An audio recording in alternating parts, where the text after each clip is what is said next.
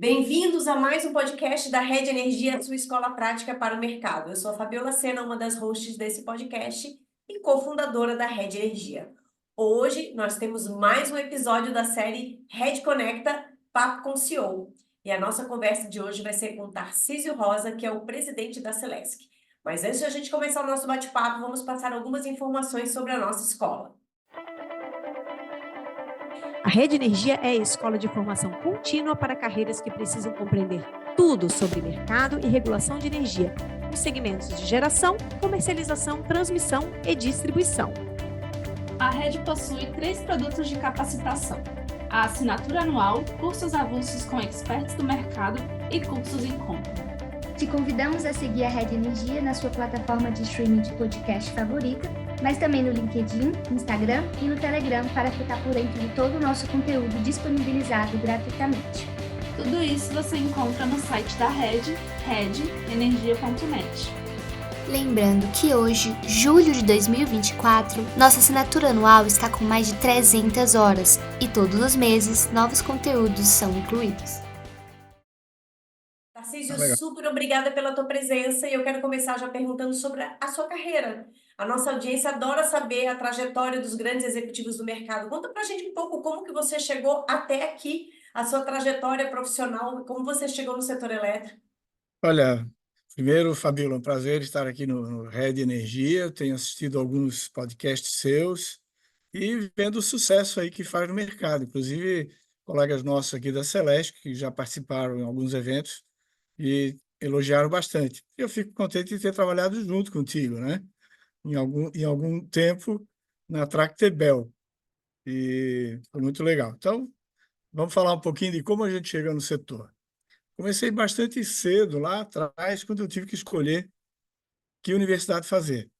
Se seria área de medicina, se seria área de engenharia, e como é que faz isso? Bem, por alguma razão, acabei escolhendo engenharia. E depois veio, qual engenharia? Elétrica, mecânica, civil, não sei o quê.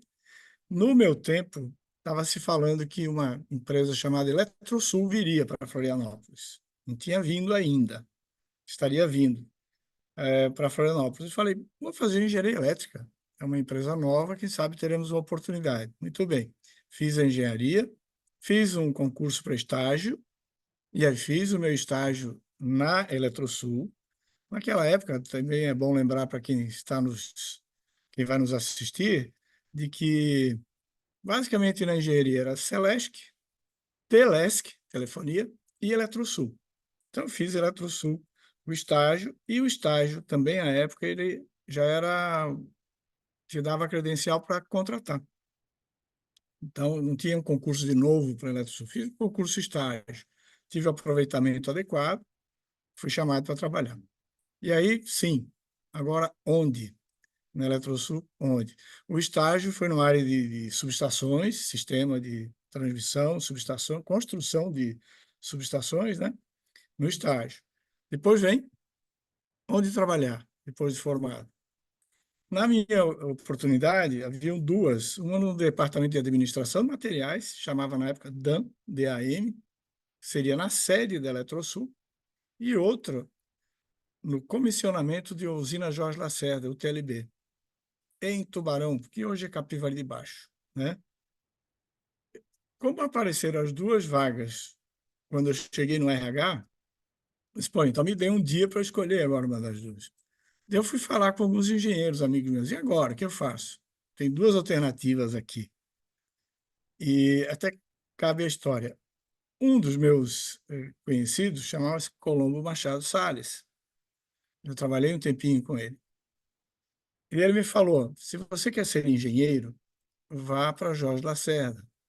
Lá seria o comissionamento de duas usinas de 130 megawatts que estão lá hoje, né? A carvão mineral em Capivari de Baixo. Eu aceitei a sugestão e fui começar o meu primeiro trabalho como engenheiro em Jorge Lacerda.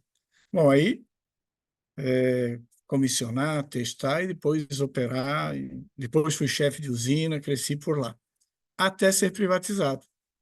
Então, a minha história foi como chegar no setor elétrico, foi isso. Estágio na própria Eletrosul, trabalhei na Eletrosul ainda, que depois passou a ser Tractebel, E quando privatizou, sim, vim para Florianópolis. Essa é a primeira etapa. Ô, Tarcísio, só para a gente se localizar, quantos anos você ficou lá em Jorge Lacerda, que só para a gente ter uma ideia da timeline aí da sua vida? Olha, como todo engenheiro e morando em Florianópolis, ou Santo Amaro da Imperatriz, Florianópolis, eu pensei em ficar uns 3 anos em Tubarão, que ainda era Tubarão, depois mudou para Capivari, Capivari se desmembrou de Tubarão e virou município, né? Eu achava que seriam uns 3, 4 anos. Eu acabei ficando 19. Então, entrei como recém-formado, fiquei lá 19 anos. Mas Então aí tem você muito ficou quase 20 anos trabalhando na usina. usina, entrei como, não era nem chefe de setor nada, fiquei chefe de setor, depois chefe de divisão, chefe de usina, né? Fui crescendo lá. Mas aí tem um problema, que é o seguinte, quando alguém vai tirar da usina para trazer para a sede da empresa, e por que que lá o mentor na época, Colombo Salles, disse, olha, quando você quiser voltar para a sede, é fácil. As pessoas precisam de alguém que tenha alguma experiência. Qual é a dificuldade que às vezes surge? É bom as pessoas saberem. Você está numa área de risco, como é o caso, recebe lá periculosidade. Depois de assumir gerência, recebe gerência. Quando quer te trazer para uma sede, esse valor é maior e agora? Você vai perder dinheiro? Quando privatizou, os belgas me chamaram, privatizou, mas e o salário? Não, isso é um outro problema, isso você resolve por ser uma empresa aí já privada. Então aí, depois de ter passado rapidamente 19 anos, eu vim para Florianópolis, para a sede, para Gerasul, que é depois Tractibel e hoje é Engie, né? Mas foi rápido, passou rápido. Ô, Tarcísio, aí só para a gente. Agora eu vou fazer perguntas aqui dessa. Que eu lembro que eu conheci você em 2001. Então, você já chegou na sede em 98, logo depois da privatização, 98, 99, foi bem ali naquele iniciozinho? Privatizou, assim que privatizou, eu tinha muito contato com os belgas, porque, como eu estava na usina, eu recebi o pessoal que fazia o due diligence, as empresas interessadas em comprar, à época, a Gerasul, que era aquele pedaço da Eletrosul que foi privatizado. Eu recebi 22 empresas, porque eu era chefe de usina. Então, eu recebi 22 empresas, desde espanhol, chileno, italiano, português, americano, canadense e os próprios belgas. E os belgas acabaram comprando. Como eu conhecia bastante da usina, eu estava lá, e criei amizade também com os belgas. Então, você conheceu o Eric, Eric de né? Mank, Eric de lógico. Mank, sim. É assim que privatizou, ele ligou, olha, a Tractebel comprou, semana que vem estarei em Florianópolis, você venha para Florianópolis, vamos nos encontrar lá. E vim. E, em seguida, foi decidido criar um departamento para cuidar, era uma interface, o Departamento de Operação e Manutenção, as usinas com o ONS, né? Então, eu saí de usina térmica para um controle das usinas, da usina para fora. Medição, contato com o ONS e algumas coisas regulatórias. Fazer o sistema de medição de fronteiras, né? Porque como era uma empresa só, a Eletrosul, era tudo Eletrosul, não precisava medir. Quando separou transmissão da geração, essa geração tem que ser medida. Então, nós vamos estudar o sistema de medição, etc., e cuidar de transformador para fora. Então, esse foi o primeiro caminho, mas te respondendo, logo em seguida que privatizou, eu vim para Florianópolis. E aí você ficou numa espécie assim de área de operação, mas eu lembro que depois você foi para a área de vendas, não foi comercialização? Que ano que você migrou para a área de vendas? Então, fiquei um ano e pouco na DOM, que era Departamento de Operação e Manutenção, pegava todas as usinas, e em seguida foi decidido criar uma área de comercialização.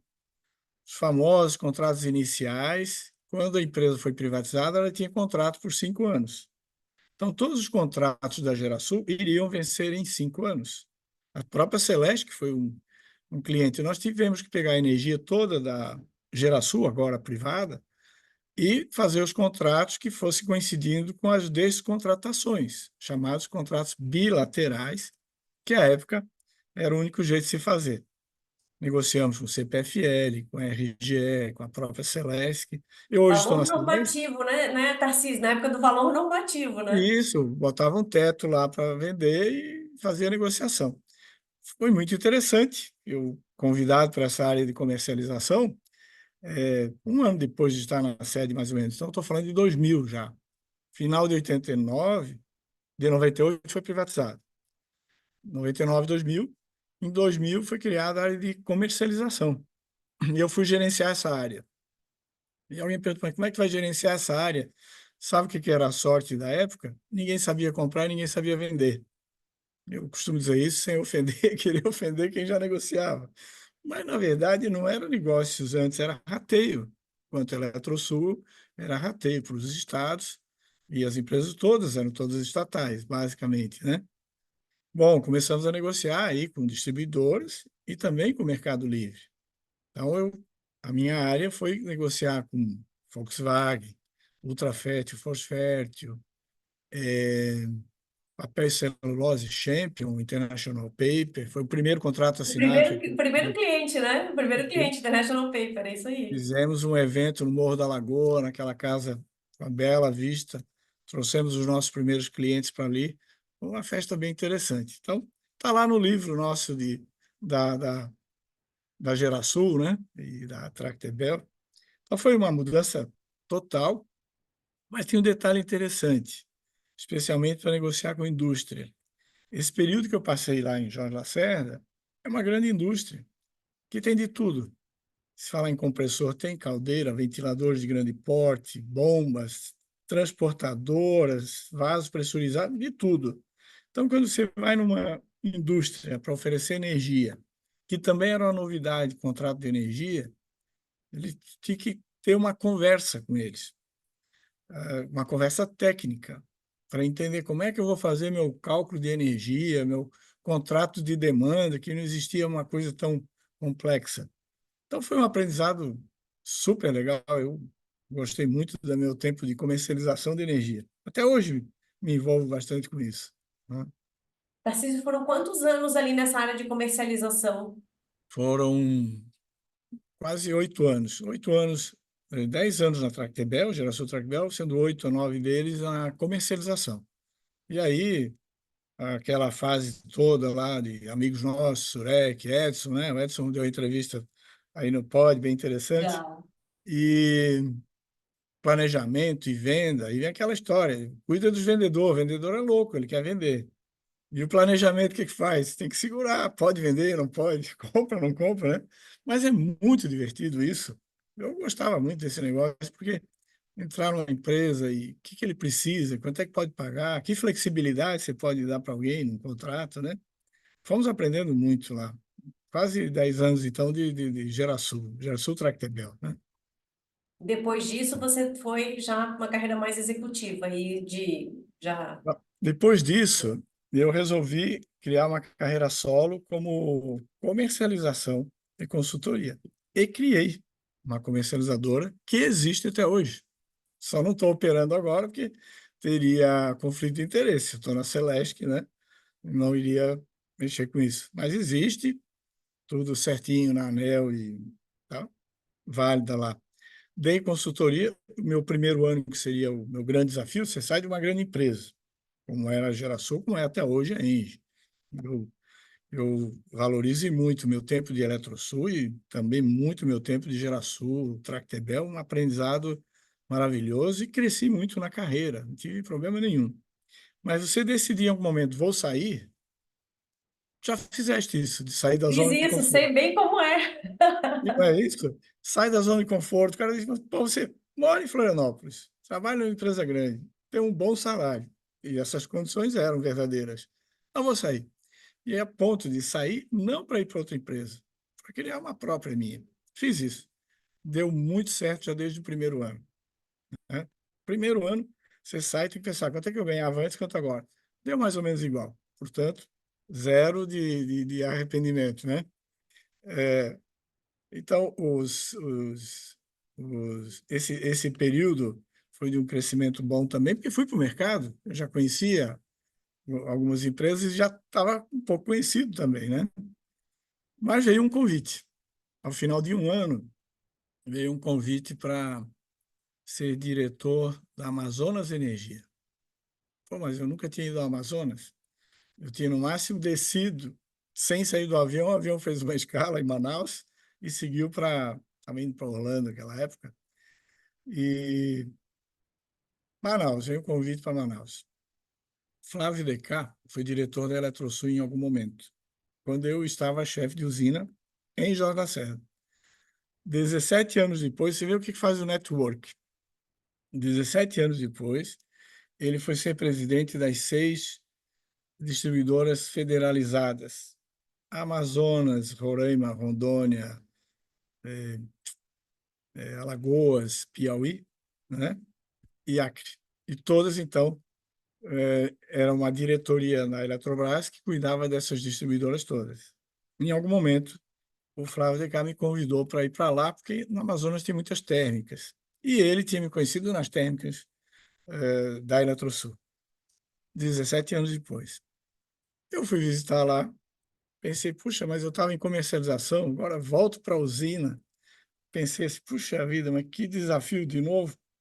Ok, ele conversou comigo lá em final de 2009, e aí início de 2010 me convidou para ir lá a Manaus, vou lá. Mas eu estava bem, não estava, tipo assim, precisando ou apressado, né? Tanto que demorei quase 2 meses até assumir. Depois fui. De novo, vou ficar uns 8, 10 meses e vem embora, né? Aí ainda falei para Maura, minha mulher, né? Vamos para lá? Olha, vai lá no mínimo, vou conhecer o Amazonas e depois a gente volta. Fomos. Não deu só 8 meses, deu 5 anos e pouco. Deu para a primeira etapa. Eu fui para lá como diretor da área de geração e transmissão, pela minha experiência de geração já da Eletrosul, né? E depois fiquei diretor de distribuição, eu era o único diretor que ficava no Amazonas, então era também o testa de ferro que estava ali. Faltou energia, blackout, que era comum na época, mas também valioso, porque nós mudamos muito a estrutura de atendimento lá para Manaus. E quando saí de lá, já tinha a interligação Tucuruí-Manaus, linha de 500 kV, né? Bom, então essa primeira etapa foram 5 anos e pouco. E aí vem outro convite, isso pela Eletrobras. Vamos para a CGTE, no Rio Grande do Sul, Porto Alegre. Vou lá, agora como assistente do presidente, que era o Romário, lá na CGTE. Fui 1 ano a Porto Alegre.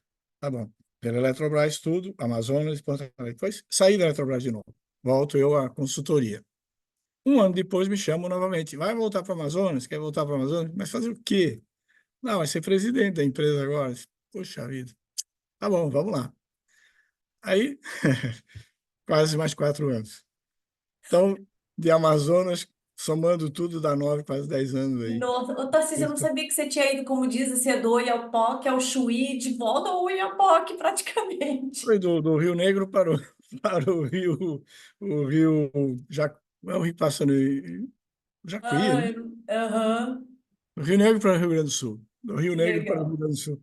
Bom, isso é muito bom até para o organismo, para tu sentir todas as temperaturas, o range de temperatura que tem no país, né? Você pega abaixo de zero em Porto Alegre em algum momento e pega 30 e tantos, com sensação de 40 no Amazonas. Isso dá, tomara que dê resistência para a gente, né? Deve dar. Ô Tarcísio, aí quando você saiu lá da Amazonas nessa segunda fase, foi em que ano? Eu saí em 2020. Voltei para lá. Então, final de 2016, outubro, eu saí da Eletrobras. Encerrou minha missão lá na CGTE e saí da Eletrobras. Na CGTE eu fui para negociar com os chineses a usina carvão que tem lá. Tinha uma série de problemas, eu fui negociar nisso por causa da experiência, novamente, de Jorge Lacerda. Depois que terminou isso, evoluiu, eu saí total da Eletrobras, fiquei 1 ano exato fora, em outubro me chamaram para presidente da empresa, ainda estatal. E foi privatizada em 19, 17, em 19 foi privatizada. Fiquei mais 1 ano aí como empresa privada e também como presidente da empresa. Continuei até outubro de 2020. Depois saí novamente do Amazonas. Vim para Florianópolis. E a Celesc você assumiu quando? Bom, aí Celesc, pois é, aí vem a Celesc. Uma vez em Florianópolis, eu continuei como consultoria. Eu tenho uma empresa de consultoria, trabalhando normal, tranquilo. No início de janeiro de 2023, no ano passado, estamos em 24, o governador me chamou em algum momento para conversar e no fim, para convidar para vir para a Celesc. Precisava alguém que fosse técnico na área da Celesc. Ele tinha conversado com o Zaroni, até havia a possibilidade de o Zaroni vir para a Celesc, mas o Zaroni, para os nossos ouvintes, tem que explicar que fui presidente da Tractebel enquanto eu estive por lá, quando tu também estava, né? Depois da Engie. E o Zaroni indicou, conversando aí com eles, não, também tem o Tarcísio, que já andou lá pelo Amazonas. E o governador veio falar comigo. Só que eu já conheci o governador desde Capivari de Baixo, desde Tubarão. Quando eu estava na Eletrosul ainda, o Jorginho Melo, governador, era gerente do BESC de Tubarão. E dentro da Eletrosul tinha o posto de atendimento do BESC. E eu, como chefe de usina, ia falava com ele com alguma frequência, né?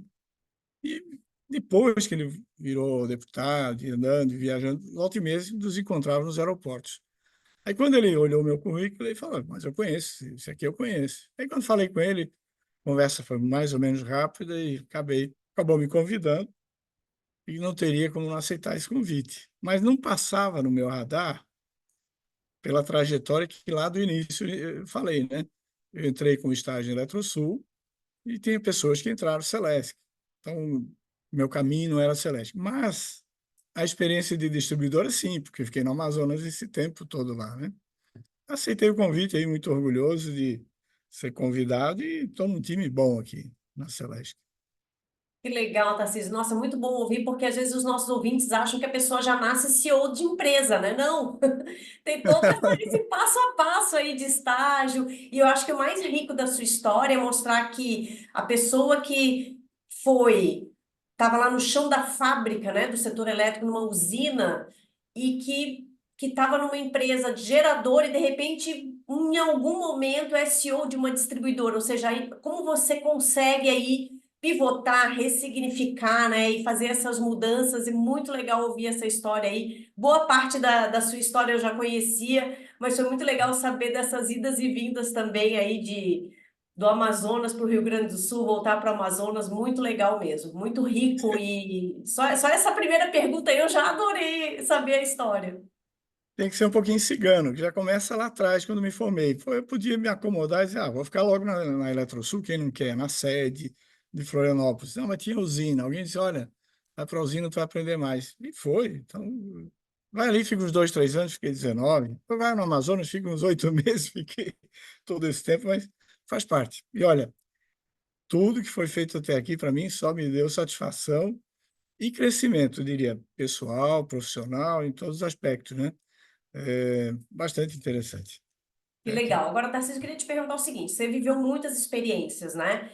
E ao longo dessas experiências, as habilidades, tudo aquilo que você teve que se desenvolver durante todos esses anos dessa carreira super longa, o que que você considera, assim, acho que é até difícil a gente pegar um elemento, mas tem alguma coisa que você considera que foi mais relevante para você sair lá daquele estagiário da usina para chegar hoje, né? E já mais recentemente a ocupar duas posições de presidência, de CEO?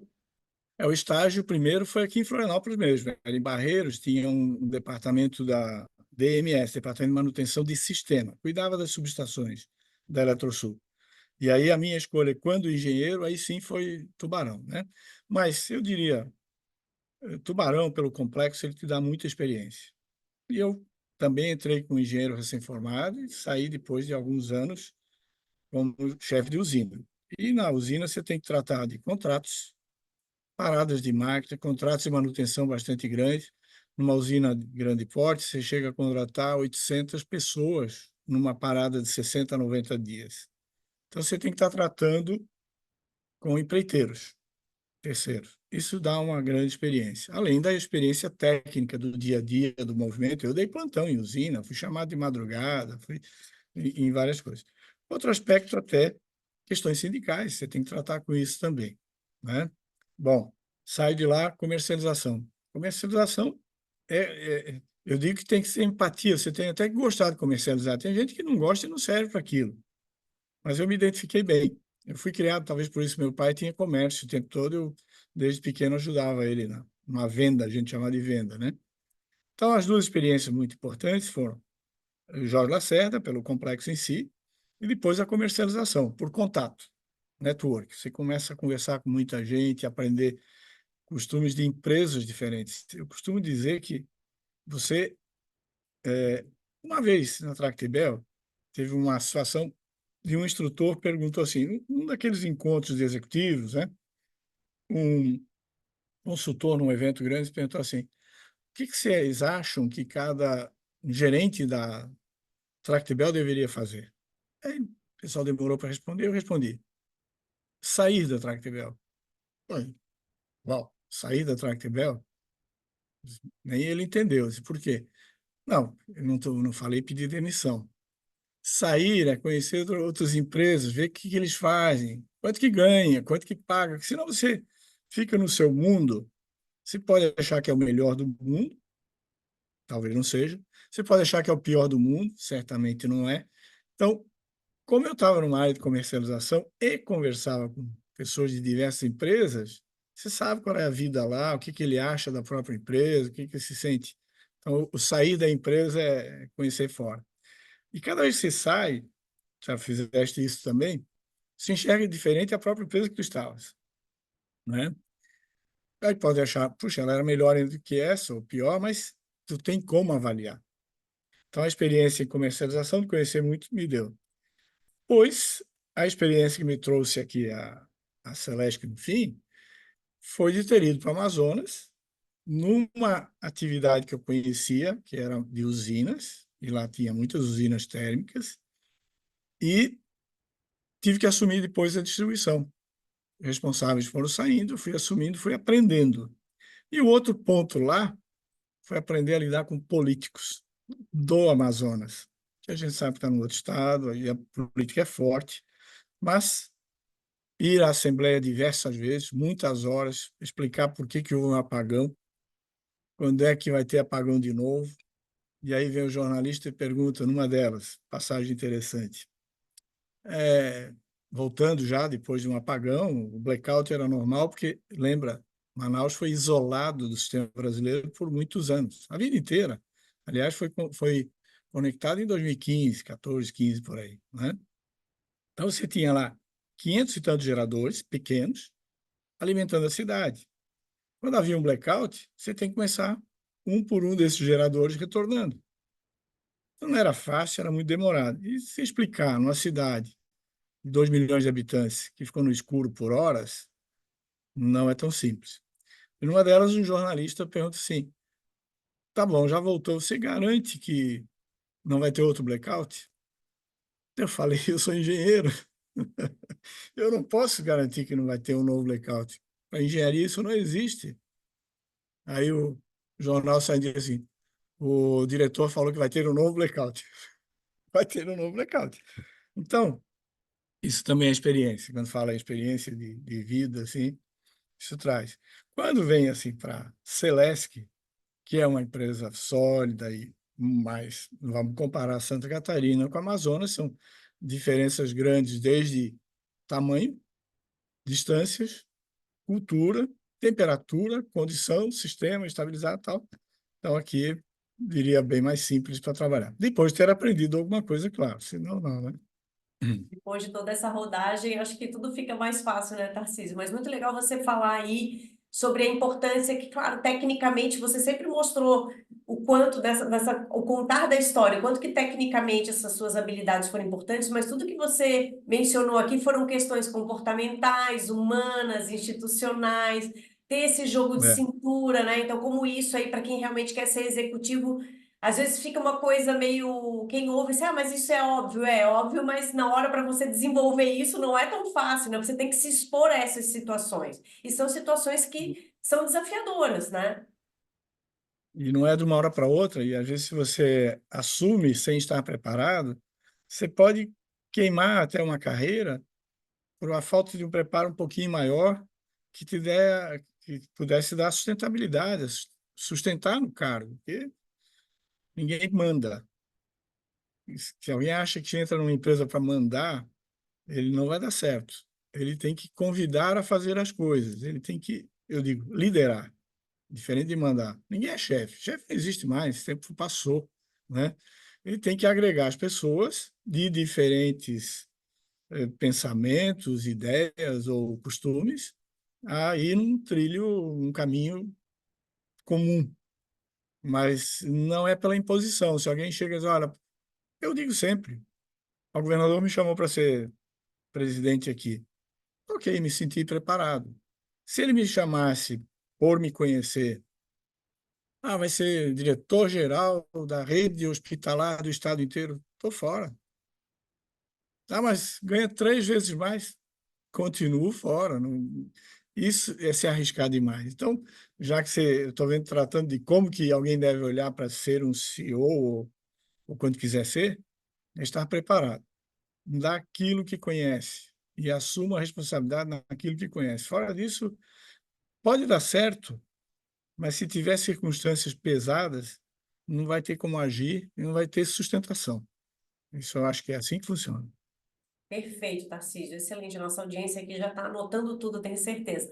Agora, eu queria que você falasse um pouquinho sobre a Celesc. A Celesc, ela atua apenas em distribuição, tem geração também. Conta um pouquinho dos segmentos que a Celesc atua, os principais números, projetos em desenvolvimento. Puder contar um pouquinho aqui para o pessoal que não conhece a Celesc. A Celesc são, na verdade, 3 empresas. Tem uma Celesc Holding, tem uma Celesc Distribuidora, que é a distribuidora que todo mundo conhece muito mais, e tem a Celesc Geradora e Transmissora, uma terceira empresa.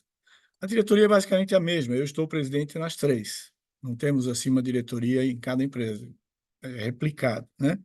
Na diretoria de geração, sim, a gente tem um diretor voltado mais à geração e temos centrais hidrelétricas, mas do total de energia, 5, 6% da energia que a Celesc entrega. Mas 13, 14 usinas hidrelétricas. Temos também fotovoltaicas, alguma coisa. Tem uma eólica em parceria com a própria Engie, em Capivari de Baixo, que foi construída com P&D. Mas, então, basicamente, distribuição, geração, linhas, né? As subestações, e temos projetos grandes, que foi o desafio aceitado. Bom, o que vamos fazer em Santa Catarina e na Celesc? O que me pediu o governador? Disse, olha, eu não quero ouvir que as empresas no interior do estado saiam para outros estados, seja para o Paraná ou para o Rio Grande do Sul, porque tem energia lá ou porque falta menos ou coisa assim. Então, e a outra, o agronegócio, redes monofásicas. Fabíola deve conhecer a história de ERUSC, que é a Eletrificação Rural de Santa Catarina. Santa Catarina é um dos estados, eu acho que talvez é o mais iluminado, no sentido que quiser, do Brasil. Tem energia em todo canto. Tem energia em todo canto. Mas era o monofásico. E aí no agronegócio começa a expandir. Vamos pegar um exemplo, quem tinha uma fazendinha, um sítio com 4, 5 vacas lá, para tirar leite, tem hoje galpões climatizados, robotizados, com 50, 60 animais no mesmo local. Isso exige energia. E quando eu pensava, tanto faz monofásico ou trifásico? Não. O trifásico, muito mais potência encaminhando, muito mais disponibilização de energia e o crescimento vem em seguida. Você dá a oportunidade de o agronegócio crescer muito, né? Então, nós lançamos imediatamente, eu assumi em fevereiro do ano passado, em março, finalzinho de março, abril, a gente lançou um programa chamado 500 quilômetros de redes trifásicas. Elegemos aí de Lages para cima, oeste, extremo oeste, e lançamos 500 quilômetros que deveriam ficar prontos em dezembro deste ano, 24. Nós estamos concluindo esses 500 agora. E aí, quando lançamos os 500, falei assim, quando terminarmos estes, serão outros 500.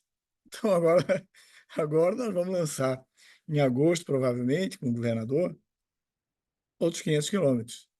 Isso é um sucesso muito grande. Vou falar no outro projeto e vou voltar nesse. Lançamos um programa um pouquinho mais adiante de 4 bilhões e meio de investimentos nos 4 anos, 2023 até o final de 26. Estes 4 bilhões e meio, subestações, linhas, ampliações, etc.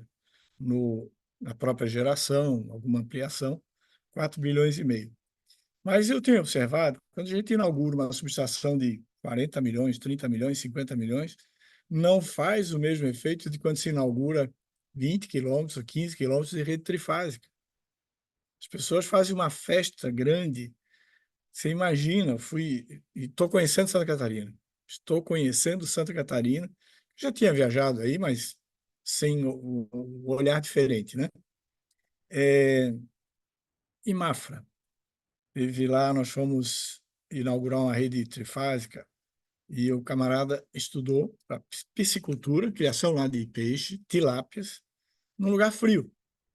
Então, o que ele tinha que fazer? Bom, primeiro deixar a tilápia crescer em lugar mais quente. Ele precisa de tanque um pouco mais aquecido e depois frigorífico, para não vender o peixe como ele é, vender o filé de peixe, agregando muito valor. Olha, teve uma festa lá como se fosse um casamento gigante. Estava o governador, deputados, eu pela Celeste, mais alguns diretores. O apelo é gigante. E isso no estado inteiro. Eu recebo muita gente e comecei a receber e vinha logo a reclamação. Olha, quero tirar leite aqui da minha fazenda, eu tenho que ligar para o outro, eu faço das 4 às 4h30, o outro 4h30 às 5, 5, 5h30, alternando entre eles. Isso coisa significa que está perdendo dinheiro, quer ampliar e não consegue. Então, isso é um sucesso total. Nós já cumprimos 1,7 bilhão de investimentos esse 1 ano e meio e vamos cumprir esses 4,5. Mas aí consigo entender, mas por que o monofásico não atende? Não atende não, porque a demanda cresceu. E aí, Fabíola, nessas indústrias que eu tenho conhecido, tem cada coisa maravilhosa. O maior produtor de couro para bolsas aí, para Louis Vuitton, essas bolsas que vocês usam aí, comprada em Paris, o couro é aqui de Caçador, sai aqui de Santa Catarina. Visito fábricas. Fábrica de baterias, Pioneiro, fica em 13 Itilhas. Uma fábrica ultramoderna, está entre as 3 maiores do Brasil. Escritório maravilhoso, bonito. Eu saio maravilhado aí do interior do estado, conhecendo o que tem de indústria, cada cidade, cada lugar, e, e a diferença que a Celesc faz lá, né? A gente sempre muito bem recebido, e essas ampliações estão indo bem. Mas voltando, Celeste, uma empresa ótima para trabalhar, novidade para mim, total, mas estamos aqui. É interessante, né, que a gente que trabalha mais com a área de geração, comercialização, a gente tem uma visão da energia elétrica que a gente sabe que traz desenvolvimento, PIB, qualidade de vida, mas é na distribuição, quando você está lá na ponta, é que você realmente, é aquela última célulazinha da veia, né, que você realmente percebe o sangue chegando lá, né, a energia chegando e transformando aquele canto, né? Então, eu acho que realmente deve ser muito interessante essa experiência, né, Tarcísio? Então, é interessante e tem um dado, né? Chegar aqui uma indústria e dizer assim, pô, eu preciso ampliar em 1 megawatt. Para a gente que foi de geração tanto tempo, e fala uma usina de 1.000 megawatts, uma usina de 500 megawatts, usina de 300, eu digo, Um mega não é nada, né? existe algum lugar que faça falta 1 mega? Sim, existe, sim, em muitos lugares.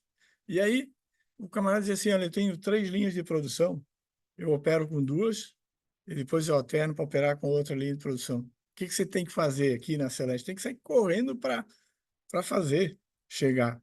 É aquilo que nós que trabalhamos em geração não enxergávamos. Eu nunca enxerguei assim que alguém tinha necessidade de 500 quilowatts, 1,5 mega, né? Também é a parte surpresa do negócio. Mas é a linha de frente, né? Ninguém sabe onde é que está a Engie, onde é que está não sei o quê, sabe os industriais grandes. Mas quem está em casa, ele sabe da Celeste. Especialmente quando falta, né? Eu sou cliente em três unidades consumidoras aqui da Celesc.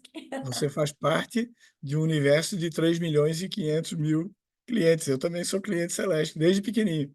Ah, muito legal, muito bom. Né? Agora, Tarcísio, eu queria agora tentar fazer assim, meio que uma bola de cristal, um pouco assim de olhar para o futuro, tá? A gente sabe que o setor elétrico ele está se transformando, né? Tem várias coisas aí que a gente fala digitalização, descentralização, descarbonização, tem muita complexidade, muitos desafios. Aí eu queria saber se na visão da Celesc, para os próximos 5 anos, que é um futuro, mas é um futuro um pouco mais ali, um prazo um pouco mais acessível para a gente imaginar. Quais são os principais desafios que vocês enxergam aí para os próximos 5 anos? Olha, um desafio que eu vejo está associado. Vamos falar primeiro de consumo de energia. No consumo, eu estou vendo carros elétricos, né? Eu já uso carro híbrido há 4 anos e não tenho elétrico ainda, mas poderia ser um segundo carro para rodar dentro da cidade, mas não para sair para viajar ainda. Mas imagina, se a gente pensa a Europa, né, que nunca crescia o consumo de energia, que na tua casa, na minha casa, sempre foi reduzindo o consumo. A lâmpada gastava mais, o ar-condicionado gastava mais, ventiladores, motores, geladeira, freezer, né? Então, qualquer um de nós que pegue uma conta de energia no mesmo apartamento ou casa de 10 anos para trás, ele vai ver que ele gasta menos hoje, até a hora de chegar o carro. Quando você põe um carro, tomada, abastecendo um carro, é um chuveiro ligado. É um chuveiro, basicamente um chuveiro ligado. Quanto tempo fica o chuveiro ligado em casa? Depende do banho demorado, 10, 15, 20 minutos. Mas um carro você tem que deixar 3 horas, 4 horas, depende da capacidade dele, né? Isso, multiplicado pelo número de veículos que cresce e proporcionalmente Santa Catarina é o que tem mais. Por habitantes, proporcional, Santa Catarina é o que tem mais, hoje, tá? Como vai ser daqui a 5 anos? Muita energia. Vai ter que regulamentar, regularizar, ou regular ou cobrar diferente. Eu já falei isso até na ANEEL. Você chega em casa às 6 da tarde, põe o carro na tomada. Mas se disser não, faça isso às 10 da noite, você vai programar o carregador para ligar às 10 da noite, a energia vai estar mais barata. O carro, daqui a pouco, vai ser o teu backup de energia. Faltou energia na rua? Teu carro devolve energia para tua casa. Ele tem mais energia lá no carro que tudo que tu consome em casa junto, né? Então, é uma solução. Mas o consumo deve disparar. Estou falando agora de consumo e de evolução, carros elétricos. Para a distribuidora, em 5 anos, vamos falar de energia fotovoltaica, né? Geração distribuída. Não tem nada contra, e lá no Amazonas também não tinha. O pessoal pensa que distribuidora tem alguma coisa contra fotovoltaica. Não tem. Nós da Celeste estamos construindo. Tem 3 megawatts em construção aqui em Capivari de Baixo, inauguramos em Lages, já tem 2 unidades, Campos Novos tem unidade, e vamos ampliando. Mas a geração distribuída está sendo um problema seríssimo para a distribuidora, que não é só do ponto de vista financeiro. As empresas, às vezes, veem de fotovoltaica ou geração distribuída que a distribuidora está preocupada somente com perder de venda de energia. Não é por aí. Em Santa Catarina, nós temos 40% das subestações que, em algum momento, estão com fluxo inverso, gerando mais energia. Pior que isso, tem subestação de 30 MVA que tem instalados naquela região mais de 30 de potência solar. E aí? Quem é que pode despachar e quem é que não pode? Então, a distribuidora tem que ter um ONS. Eu ia dizer o curtailment da micro e mini geração distribuída. Tudo. E será que existe alguém que mede o total disso somado? Pequenininho coloca, você nem sabe às vezes. É até perigoso, mas coloca. Então, olha, eu falo para algumas pessoas, é curiosidade. A Fabíola, que é do setor, não deve ser. Mas, no dia de ontem, a geração eólica e fotovoltaica, ontem, foi 5 vezes Itaipu. 5 vezes Itaipu a energia de ontem no sistema brasileiro. Não estou falando de Santa Catarina agora, estou falando do Brasil, né? 5 vezes Itaipu. 20% da energia total brasileira consumida ontem foi eólica e 10% fotovoltaica.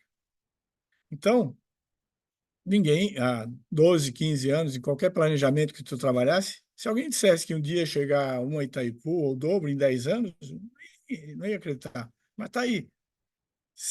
5 vezes aconteceu isso no dia de ontem. E assim tem sido o dia a dia. Peguei uma curiosidade para ver, né?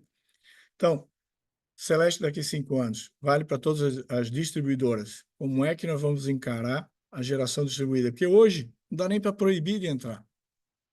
Já está saturado e mais um coloca, e mais um coloca. E aí? Fabiola coloca uma fotovoltaica na sua casa, lá em São Miguel, e utiliza em Florianópolis. E não paga o pedágio. Aí, vizinha da Fabiola põe uma outra fotovoltaica, não paga. E o terceiro que não tem fotovoltaica, queima a geladeira dele, por sobretensão. Quem paga? A Celesc. Não tem como cobrar da Fabiola nem de quem colocou. Ó, Então, eu sou a que não colocou fotovoltaica, tá? Eu não tenho. eu também não tenho. Eu também não tenho, mas não tem nada contra. Mas se deveria, e deveria ter, e está caminhando para isso, em algum momento vai ter, é o seguinte. Eu dou o exemplo, Fabiola, como se tenha, para as pessoas entenderem, como se tivesse um ônibus vindo de Chapecó para cá, 600 quilômetros, e coubesse 100 pessoas. Então, se uma não paga a passagem, ele, ok, 99 divide, tá bom. Quando 50 não paga, os outros 50, 100% de aumento. Na energia, quando tem 50 que não pagam, dos 50 que deveriam pagar, tem uma boa parte que é subsidiada. Então começa a sobrar 30 pagando para 100. É o baixa renda, enfim, todas aquelas classes especiais, né? E alguém paga por tudo. E alguém tem que manter esse ônibus, essa linha, funcionando para quando ele quiser usar. O cara da fotovoltaica tem sol, tem energia. Não tem, ele precisa da nossa. Faltou o sol, ele precisa da nossa. Nós temos que ter na distribuidora contrato suficiente, quantidade suficiente e rede suficiente para entregar. Então, esse é o desvio que existe e que é difícil, porque quando fala, o sol é de graça, o sol é de graça, mas não se faz essas contas e os riscos que tem, né? Então, esse é um assunto para refletir aí, que eu insisto sempre que posso. E quando eu falo com algum político, e eu recebo bastante, eu pergunto se ele tem 10 minutos para falar sobre esse tema. Se ele tiver menos que isso, eu não falo, porque não vai dar tempo de entender, e é melhor não falar. Mas se ele der tempo de explicar como um ônibus, como eu falei agora há pouco para ti, foi rápido, mas para uma outra pessoa tem que explicar mais devagar. Se ele não tiver tempo, é melhor não perder tempo com ele. Mas esses são os problemas que eu vejo mais aí, né?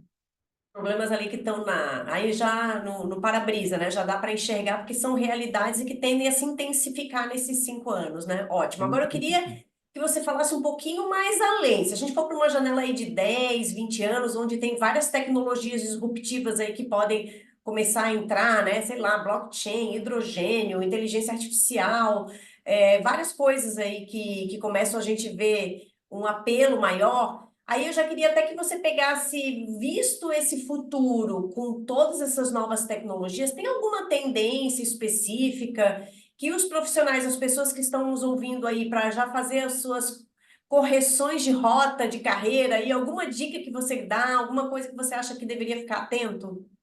Olha, nós falamos em carros elétricos e eu falei, eu próprio tenho carro híbrido. Então, eu saio de casa com uma capacidade e aquilo rende, e não tenho ainda carro elétrico e não usaria para viajar. Mas nós, na Celesc, vamos investir nisso. Santa Catarina, a Celesc foi pioneira há alguns anos, investindo em carregadores, eletropostos, né? Muito bem, nós vamos ampliar isso muito. Nós vamos lançar um programa de ampliação para o interior do estado, para que a pessoa possa sair daqui, vai a Urubici, vai em um local turístico e tenha como abastecer o seu carro. Isso a gente deve lançar, estou te largando aí quase em primeira mão, mas nós vamos lançar algum programa desse junto com o governo, que chame as pessoas dizendo Santa Catarina tem, né? Carro elétrico. Na área de pesquisa e desenvolvimento, a Celesc investe por ano alguma coisa como 50 milhões de reais em P&D e em eficiência energética, né? Dentro de P&D, nós temos agora um dos programas com hidrogênio verde, né? Junto com Itaipu e um instituto que pertence a Itaipu, com uma empresa espanhola, hidrogênio verde. Ele é muito caro hoje? É. Ele é inviável economicamente hoje? Olhando hoje, é. Fotovoltaica já foi, eólica já foi, né? Já ultrapassaram tantas vezes Itaipu. O hidrogênio verde, para quem tem energia verde, ele vai ter um preço. Hidrogênio verde feito com energia não verde, energia cara, não vai sustentar, talvez nunca. Mas se olhar o Brasil, eu falei, Santa Catarina, 40% das subestações em sobrecarga, fluxo inverso. Significa que tem hora que tem gente que não pode gerar porque não tem onde guardar. Se ele pegar essa energia, que aí sim é de graça, armazenar para fazer o hidrogênio que custa 5 vezes essa energia, mas se é 5 vezes alguma coisa bem barata, começa a ficar viável.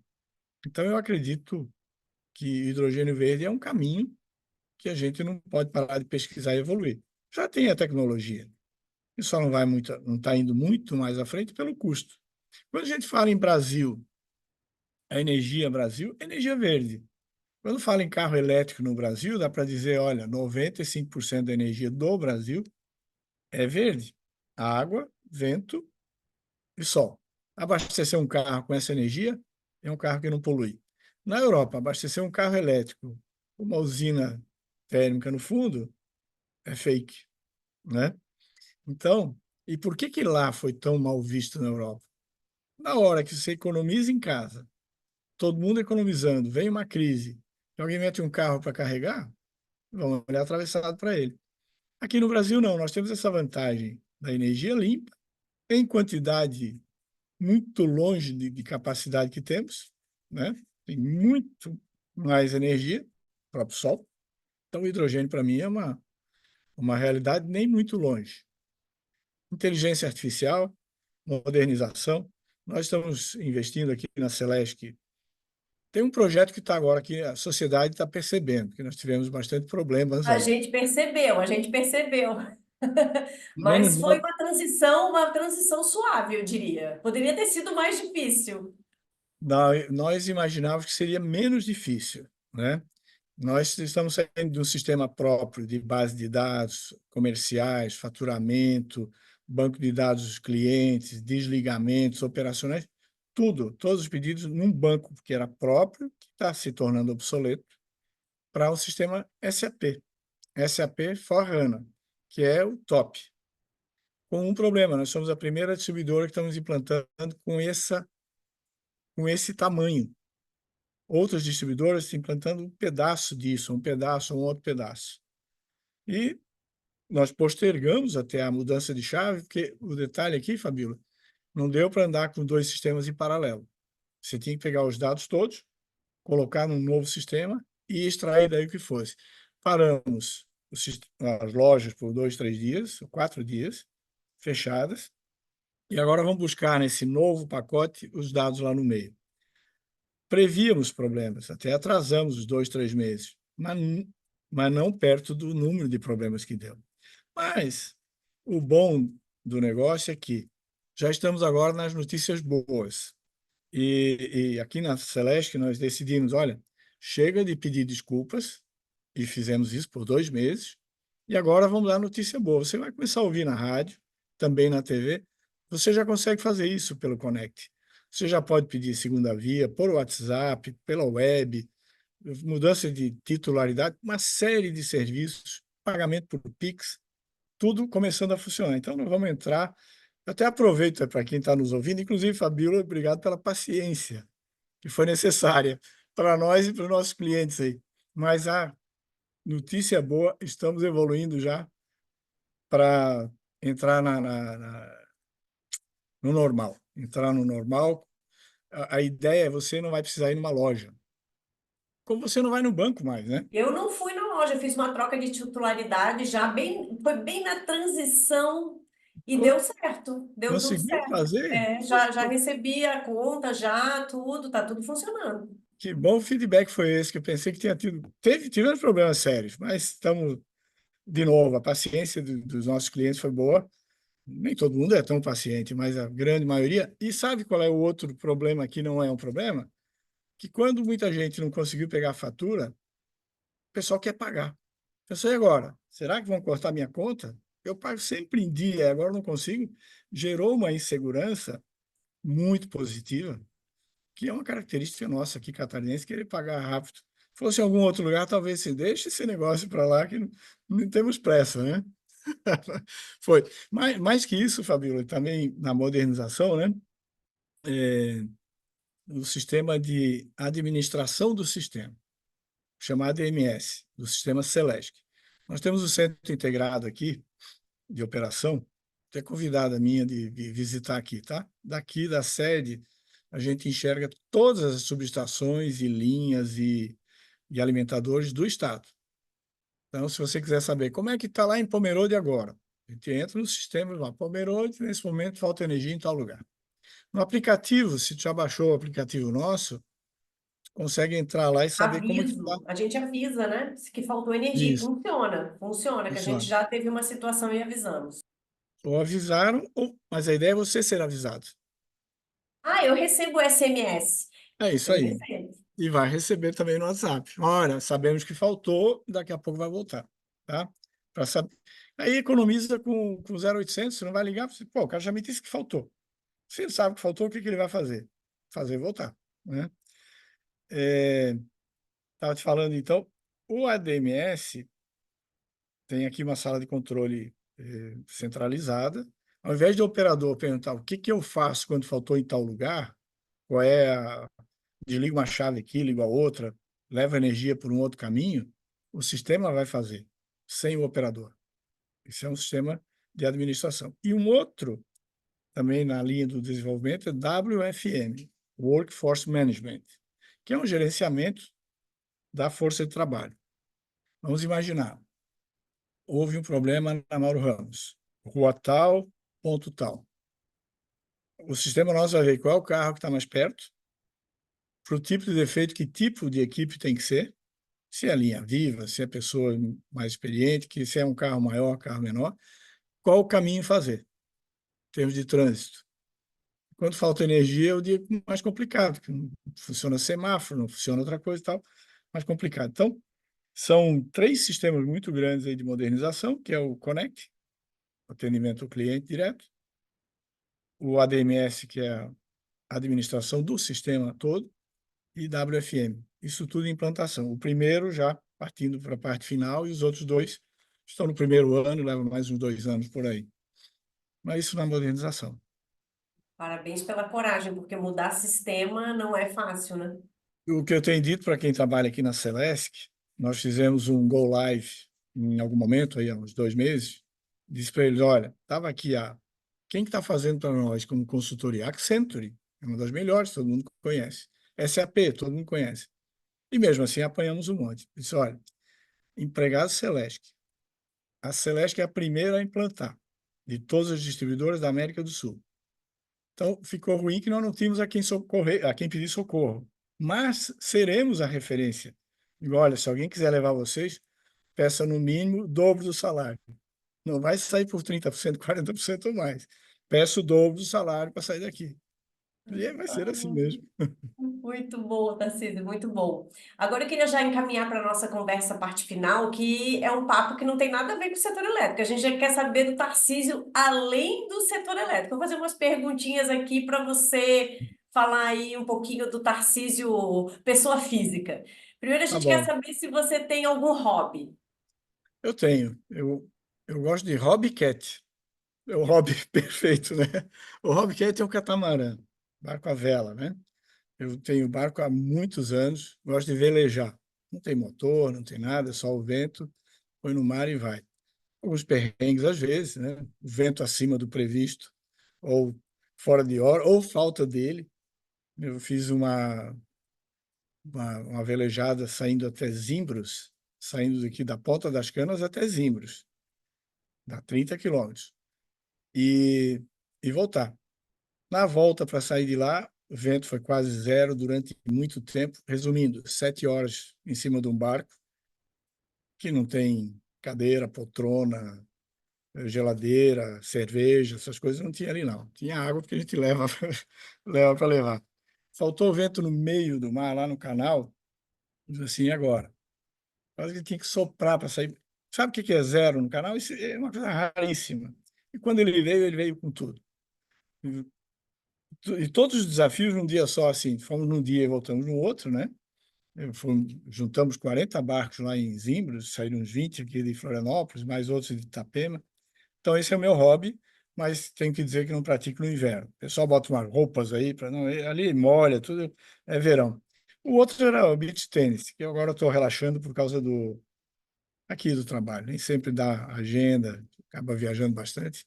Mas de hobby, assim, mais oficial, seria o Hobbycat Que mesmo, legal, categoria. não sabia que você era um velejador. Bom Não, eu saber, gosto muito disso. legal. Muito É. bom. E como que você cuida da saúde? Além do beach tênis aí, tem algum padrão aí, uma rotina de cuidar de saúde? Ah, eu cuido da saúde porque eu faço pilates, se possível, 2 vezes por semana. No verão, caminhada na praia, você tem seu valor, né? Mas não sou um desportista ainda. Eu disse que quando eu ficar mais velho, eu vou fazer. Eu não queria ficar 50 anos fazendo academia. Então, daqui a pouco eu começo, faço uns 30, mas não fiquei 60, fico 30 anos fazendo academia. Minha mulher, minha filha, filho, todo mundo insistindo na academia e tal. Aprendo com eles, mas me cuido. E tenho uma saúde boa, graças a Deus é boa mesmo. Mas cuido Muito, sim. Check-up, muito. etc. Também essa coisa da saúde mental, né? Esse espírito que você tem, sempre foi um espírito assim muito alegre. Eu acho que isso também tem um É, peso enorme também na saúde física, né? Isso não tem preço. Eu sempre digo que cara feia para mim é fome. Se eu tiver com fome, eu já não sou tão. Eu já me incomodo, termino a reunião mais cedo, não costumo fazer reunião para terminar 2 da tarde, 12h30, sai para almoçar, volta todo mundo para a reunião. Exceção para fazer mais do que isso em reunião. Tem o tempo, sai, almoça, descansa, volta, né? Isso faz parte, é Legal. bom para a saúde. E falando em agenda, até, Tarcísio, se você tem algum hábito, alguma rotina para melhorar a produtividade, usa alguma ferramenta, alguma dica aqui para o pessoal? Ah, eu tenho. Primeiro, gosto muito de sair com os amigos. Aliás, nos encontramos a última vez num restaurante, né? Isso tem um valor, assim, muito grande. Acompanhar os amigos e eles nos acompanharem, né? Dividir. Não, está incomodado, conta lá. Eu sempre digo que quem está incomodado, compartilha com o outro. Se sai metade do seu peso, não significa chegar a metade do peso do outro lado. Alguém ouviu e não sobrecarregou, você conversa, discute. Ah, viajar para fora, eu adoro viajar, isso uma coisa que gosto muito. E já viajando bastante, muito, e não vou parar. Eu vou trocar o carro ou vou viajar? Vamos viajar. Se der fazer as duas coisas, fazemos as duas. Se não, escolhe viajar, que fica na memória. Isso é muito bom para a saúde também. E se não estou viajando em viagem de verdade, viajo muito pela televisão. Eu assisto muito documentário, muita. Só está mais difícil agora as viagens, sabe o que eu vejo? É que a gente, quando for viajar de novo, tem que comprar um drone. Que todas as filmagens de viagem são feitas com drone. E tu nunca vai ver aquilo se sair andando de carro no chão. Não é verdade? Já viu? É verdade. Vai fazer lá como tu já foi, lá para o Canadá, para o Marrocos ou para Rota Romântica na Alemanha. Vai de carro. Já rodei 1.600 quilômetros na Alemanha, no Canadá, 3.000 quilômetros, sei lá. Tu anda entre uma rua cheia de árvore em cada lado, só vê as árvores. Aí o cara de drone olha de tudo, vê o carro lá e vê tudo, mas tu não vai ver isso. A solução que tem, espero que seja rápida, é poder comprar um drone. Um drone para duas pessoas. Um drone compacto aí, acessível. Duas pessoas, senão a tua viagem não vai ser aquilo que tu vê na televisão hoje em dia. Aquilo não existe, só É, existe se estiver voando, né? é verdade, é interessante ser. Eu perguntei de produtividade, você trouxe justamente essas descompressões, né? Porque às vezes as pessoas Descompressão. acham que produtividade é você otimizar o seu tempo, e você colocou o contrário, é descomprimir, extravasar um Descomprimir. pouco, né? Descomprimir. E outra sugestão que eu dou, crie, se não existe, crie um botãozinho de desligar. Desliga. Se chegar em casa mal-humorado por causa do trabalho, e se em casa alguém tiver incomodado com alguma outra coisa também do trabalho da outra pessoa, isso é problema. Então é melhor desligar. Essa facilidade eu tenho de desligar. Você Que sair daqui legal. um dia, de onde for, cansativo, pesado, e encontrar alguém tomar uma cerveja, aquilo acabou, já fica lá para trás, né? No dia seguinte, se tem que lembrar do assunto, lembra. Memória a gente tem, mas usa só na hora certa. Muito bom. Tarcísio, e algum livro, filme ou podcast aqui para nossa audiência, algo que você tenha visto recentemente que vale a pena recomendar aqui para o pessoal?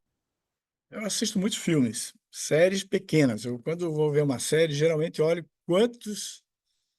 Eu também. quantas, Só quantas séries, minissérie. quantas séries tem e quantos capítulos por série, né? E algumas eu nem tento. A maioria das vezes assisto um pouco mais, eu não. Mas filmes assim que marcam às vezes. Tem um filme, Niad, uma nadadora de 60 anos. Excelente. Você viu esse filme? Então, Vi.